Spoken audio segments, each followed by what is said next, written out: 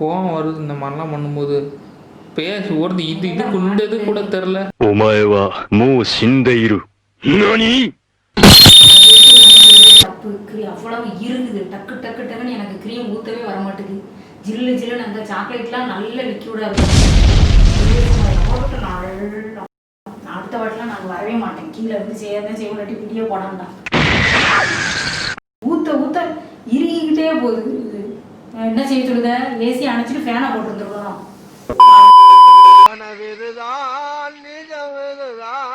உலகினிலே என்னை யார் வெல்லுவார், என்னை யார் வெல்லுவார்?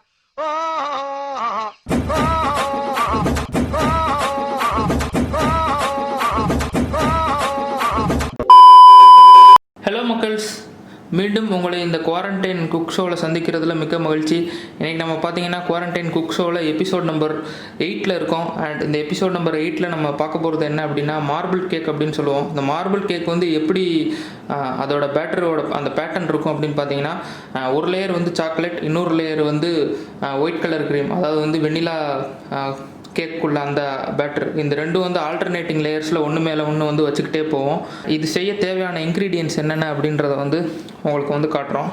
ஸோ ஃபஸ்ட்டு பார்த்தீங்க அப்படின்னா தயிர் அண்ட் எண்ணெய், இது ரெண்டும் 50-50 ml எடுக்கணும். சேர்த்தா வந்து 100 ml வந்துடும். அதுக்கப்புறம் வந்துட்டு மைதா 200 grams, சுகர் பவுடர்ட் சுகர் வந்து 100 grams, அதுக்கப்புறம் வந்து பால் 50 ml. உங்களுக்கு தேவையான அளவு நீங்கள் ட்ராப் பை ட்ராப் வந்து அந்த பேட்டரில் விட்டுக்கிட்டே இருக்கணும். அப்போ தான் வந்து உங்களுக்கு ஈவனாக மிக்சிங் பண்ண முடியும். Baking powder 1 teaspoon, baking soda 1/2 teaspoon. இது பார்த்தீங்கன்னா கொக்கோ பவுடர் 2 டேபிள் ஸ்பூன் போடணும். அதுக்கப்புறம் பார்த்தீங்கன்னா வெனிலா எசன்ஸ் எடுத்துருக்கோம். வெனிலா எசன்ஸ் வந்துட்டு ஒரு 3 to 4 drops, அதாவது 1 டீஸ்பூன். நம்ம வீடியோ பார்க்குறவங்களுக்கு முன்னாடியே தெரிஞ்சிருக்கும் இதுதான் 1 டேபிள் ஸ்பூன், இதுதான் 1 டீஸ்பூன் அப்படின்னு. இவ்வளோ தான் வந்து இன்க்ரீடியன்ட்ஸ். இந்த தயிர், அப்புறம் எண்ணெய், அப்புறம் இந்த சுகர், இந்த மூணுத்தையும் எடுத்து ஒன்றா வந்து மிக்ஸ் பண்ண போகிறோம் இந்த பேஷனில்.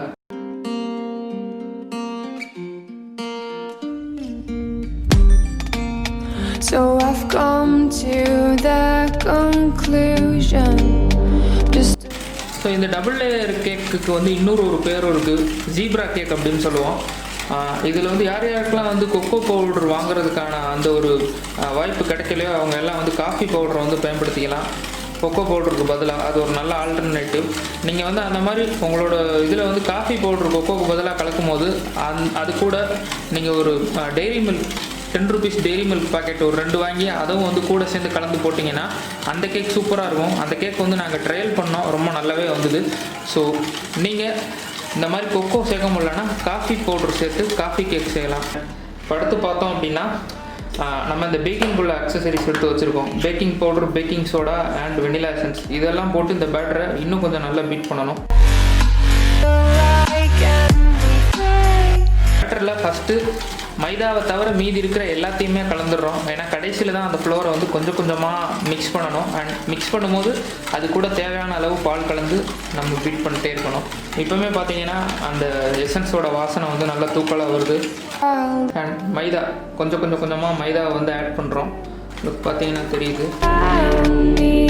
அண்ட் நம்மளோட குக் ஷோவில் பண்ணுற ஒவ்வொரு டிஷ், ஒவ்வொரு ரெசிபியுமே வந்து நாங்கள் ஒரு தடவை வீட்டில் ட்ரையல் பார்த்ததுக்கு அப்புறம் தான் வந்து மக்களுக்கு வந்து போடுவோம். ஏன்னா வந்து நம்ம போடும்போது அதை வந்து ஏனோ தானோன்னு பண்ணிட்டு அதை வந்து பார்த்து செய்கிற மக்கள் வந்துட்டு அவங்க செய்யும் போது தப்பாக வந்துருச்சு அப்படின்னா அது வந்து அவங்களுக்கும் ஒரு இழுக்கு, நமக்கும் ஒரு இழுக்கு. அதனால் வந்துட்டு நம்ம பண்ணும்போது இங்கே பண்ணுற ரெசிபி எல்லாம் ஒரு தடவை ட்ரையல் பார்த்து கரெக்டாக வருதான்னு தெரிஞ்சு அதுக்கப்புறமா தான் நாங்கள் வீடியோ ஷூட் பண்ணுறதுக்கு ஆரம்பிப்போம். ஸோ இந்த கேக் ஏற்கனவே பண்ணி நல்லா வந்திருக்கு, உங்களுக்கும் நல்லா வரும் தான் நினைக்கிறேன். இதுக்கு முன்னாடி போட்ட வீடியோலாம் பார்க்கலன்னா மறக்காமல் அந்த வீடியோவெல்லாம் பாருங்கள்.